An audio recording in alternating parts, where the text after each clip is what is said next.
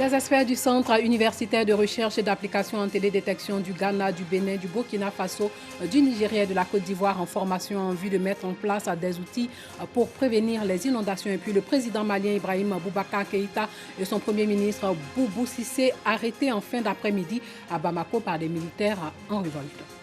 Bonsoir et bienvenue dans le journal. Les experts en télédétection du CURAT, le Centre universitaire de recherche et d'application en télédétection, renforcent leurs capacités. La formation se fait par visioconférence et porte sur l'acquisition, le traitement, l'utilisation et l'application des données Sentinelle 1, 2 et 3. Ils viennent du Ghana, du Bénin, du Burkina Faso, du Nigeria. Objectif, mettre en place des outils pour prévenir les inondations. Clément Boko revient de l'université Félix Houphouët-Boigny où s'est déroulée la formation. Renforcer les capacités des responsables techniques, des partenaires et des organisations de gestion des catastrophes au sein du consortium GMS et Afrique en matière d'utilisation des données Sentinelle. C'est l'enjeu de cet atelier initié à l'attention des experts en télédétection. Pourquoi ces données Sentinelle? Parce qu'au départ, on avait cette difficulté-là d'avoir des données de haute résolution pour le traitement de ces gestions des catastrophes naturelles, parce que c'était coûteux. Et comme nos pays sont des pays sous-développés, nous n'avons pas cette capacité-là d'acheter des données satellitaires comme QuickBird et ICNOS qui sont vraiment onéreux.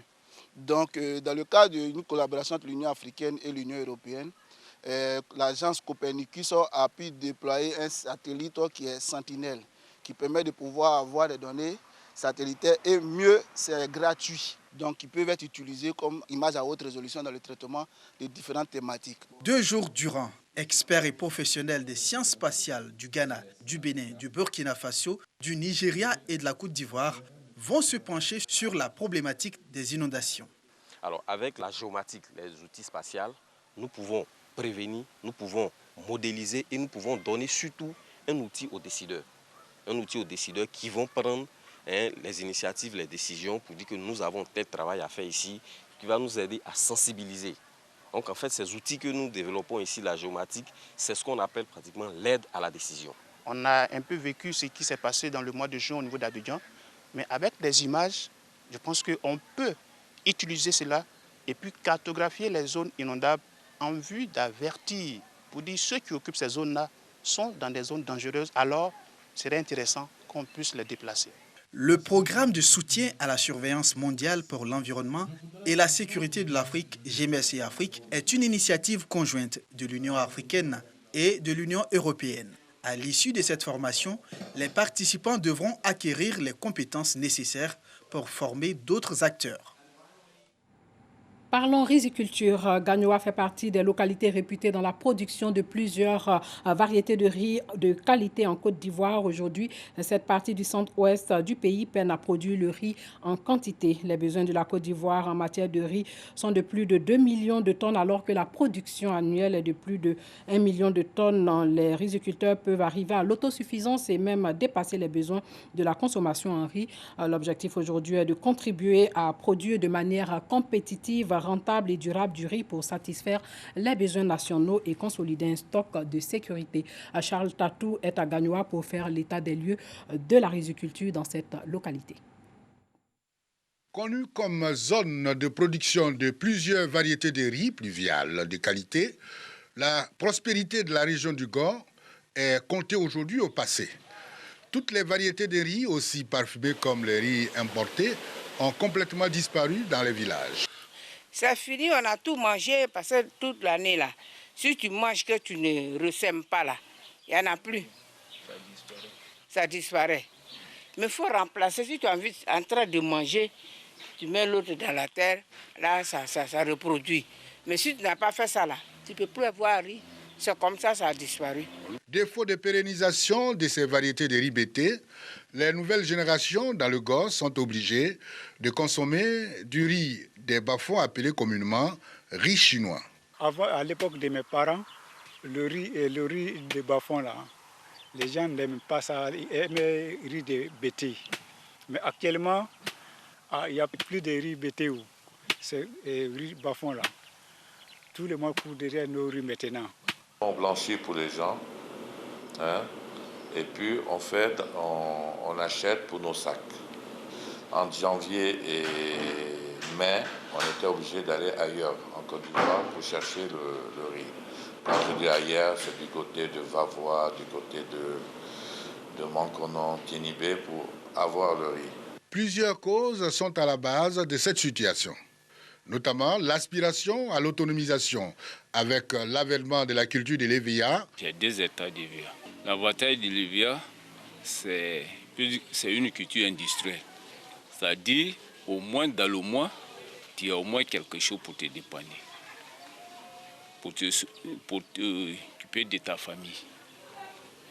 Donc, ça nous a vraiment donné le courage de faire cette culture. Nous avons trouvé une culture que nos parents ont laissée ici. La cohabitation des gens, ça dedans nous sommes. Donc on trouve que le Baoulé qui est quitté chez lui, le Sénoufo, le Burkinabé, l'Agni, tout ce monde qui sont versés chez nous, nos parents nous ont dit, nous sommes frères. Donc si quelqu'un vient vers toi pour dire, mon frère, j'ai besoin d'une petite partie de terre, tu lui donnes.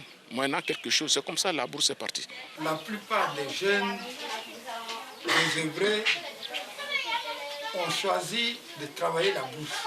Tous ceux qui sont autour de moi ont chacun au moins 1 ou 2 hectares de plantation de cacaoyers. Au niveau de Brocoyou, la population a augmenté. Il n'y a plus de bourse. C'est la première des raisons. La deuxième raison, il n'y a plus de facilité d'exploiter le riz de bas-fond parce qu'au moins en 3 mois, on a la nourriture. Alors que ces variétés que nous exploitions, que nos parents exploitaient, c'est du riz qui dure 6 mois.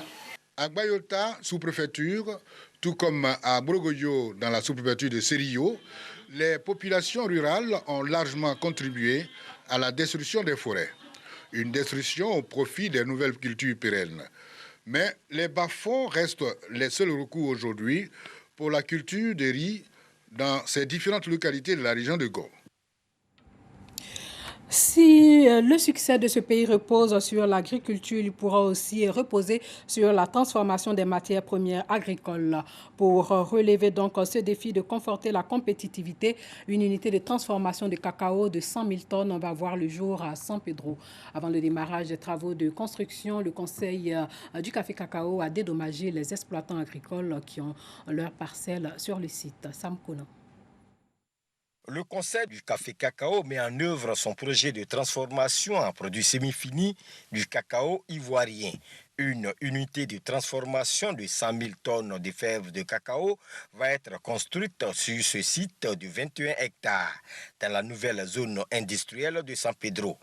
En attendant le démarrage effectif des travaux de construction de cette usine Transcao par le Conseil du café cacao, les exploitants agricoles qui ont des parcelles sur le site retenu ont perçu le chèque dans la salle de réunion de la préfecture de San Pedro. Ça fait mal, mais il faut accepter. Il faut accepter. C'est une plantation d'EVIA. Voilà, et donc, en tout cas, cet argent, nous allons l'utiliser à bon escient, essayer de faire quelque chose pour ne pas regretter demain. Plus de 45 millions de francs CFA ont été distribués par le Fonds de développement des infrastructures industrielles. Pour le directeur général de Transcao, après cette phase de purge, le Conseil du café cacao peut démarrer les travaux de construction de cette usine. L'État accepte, en tout cas via le CCC, d'investir dans la construction d'une unité de transformation de cacao en produits semi-finis de 50 000 tonnes au démarrage et en année 3, on passera à 100 000 tonnes la capacité. Ce projet aura un impact réel, social et économique pour la région et pour notre pays. En plus de l'usine de transformation, un magasin de stockage de 100 000 tonnes de cacao va être également construit pour le bonheur des producteurs. À la direction de l'apprentissage et de l'insertion professionnelle du secrétariat d'État chargé de l'enseignement technique et de la formation professionnelle, l'heure est à la certification des métiers du secteur informel. À Boaké, les acteurs réfléchissent donc sur l'axe stratégique 3 du programme national de développement qui prévoit de certifier les compétences techniques et acquis professionnels des travailleurs du secteur informel. Soro Corona.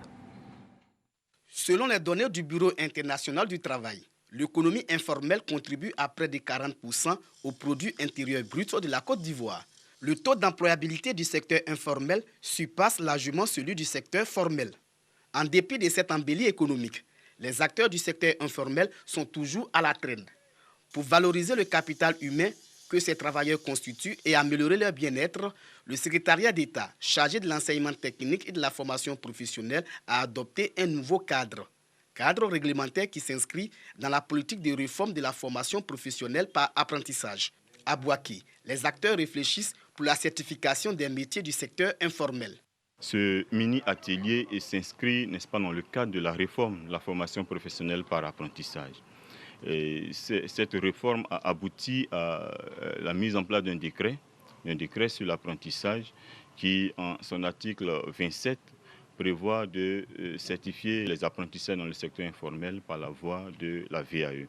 Ce mini-atelier répond à la stratégie 3 du Programme national de développement qui prévoit de certifier les compétences techniques et acquis professionnels des travailleurs du secteur informel. L'État a vu juste et la loi a été adoptée en 2019 et aujourd'hui ça va être une réalité dans notre zone. Et merci et bravo à l'État, mais surtout merci au ministère de l'Éducation nationale, particulièrement au secrétariat d'État qui est en charge de la formation professionnelle, qui a fait de ça aujourd'hui une réalité. Ces mini-ateliers d'explication et d'appropriation du processus de certification s'y tiennent à Bouaké, Daloa, Korogo, San Pedro et Bondoukou. Et puis plusieurs infrastructures ont été réalisées grâce au contrat de désendettement et de développement. La société civile effectue un suivi indépendant de ces projets appuyés par des comités de veille communautaires qui étaient réunis à Bouaké pour échanger. Nous reviendrons sur ce reportage de Soro Corona dans nos prochaines éditions. Parlons santé. Des femmes atteintes du cancer du sein et du col de l'utérus reçoivent des dons en vivres et non-vivres de la Fondation Magic System. Ces femmes sont aussi soutenues par l'ONG, le réseau des Amis pour la lutte contre le cancer de la femme. Clément Bocou. Le cancer, un tueur silencieux. Ces femmes veuves pour certaines et abandonnées pour d'autres souffrent du cancer du sein ou du col de l'utérus depuis des années. Pour les soulager en cette période de crise sanitaire, la Fondation Magic System les a offert des vivres et des non-vivres composés entre autres de riz, d'huile et de kits sanitaires. Un geste salué par les bénéficiaires. Je remercie aux donateurs qui sont nos enfants aujourd'hui, malgré qu'on a perdu les maris, il y a d'autres enfants qui sont déjà partis, qui ont passé à nous, qui nous ont donné ces dons. Que Dieu les bénisse et que Dieu leur donne de plus pour qu'ils puissent nous appeler encore pour nous donner ces dons. En plusieurs langues locales, les femmes ont saisi l'occasion pour lancer un appel aux bonnes volontés pour une meilleure prise en charge. Je tiens à remercier nos donateurs, à savoir la Fondation Magic System, qui a fait confiance à notre organisation et qui nous a fait un don. Et on demande en même temps l'occasion au gouvernement pour leur dire que ce n'est pas facile. C'est vrai qu'on a le Covid et que le Covid tue. Mais les femmes qui ont le cancer du sein et le cancer du col de l'utérus, nous sommes là. Ce n'est pas facile pour nous aussi. Parce que parmi nous, il y a des mamans qui ont été laissées par leur mari. Et pourtant, elles ont leurs enfants. Il y a des femmes parmi nous. C'est vrai qu'elles font la chimio, mais elles n'arrivent même pas à avoir 500 francs pour manger par jour. Donc si on peut avoir plus de donateurs pour visiter les femmes malades du cancer et puis leur donner quelque chose pour soutenir cette famille-là, je pense que c'est bon.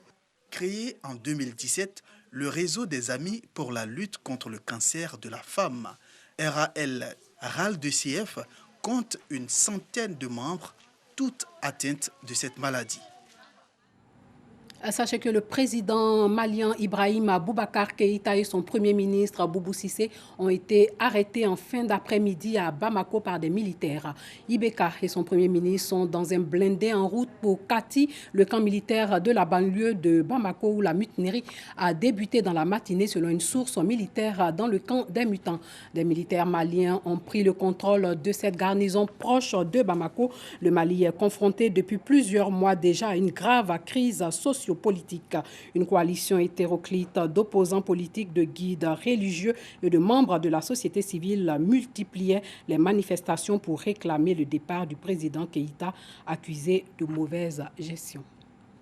Et pour finir, sachez que des 4 hommes membres présumés du Hezbollah accusés d'avoir participé à l'assassinat en 2005 de l'ancien Premier ministre libanais Rafik Hariri, 3 ont été acquittés par le tribunal spécial pour le Liban à l'El Shedam, près de la Haye aux Pays-Bas, où est basé le TSL, sans qu'aucun lien direct n'ait pu être établi avec les dirigeants du mouvement chiite.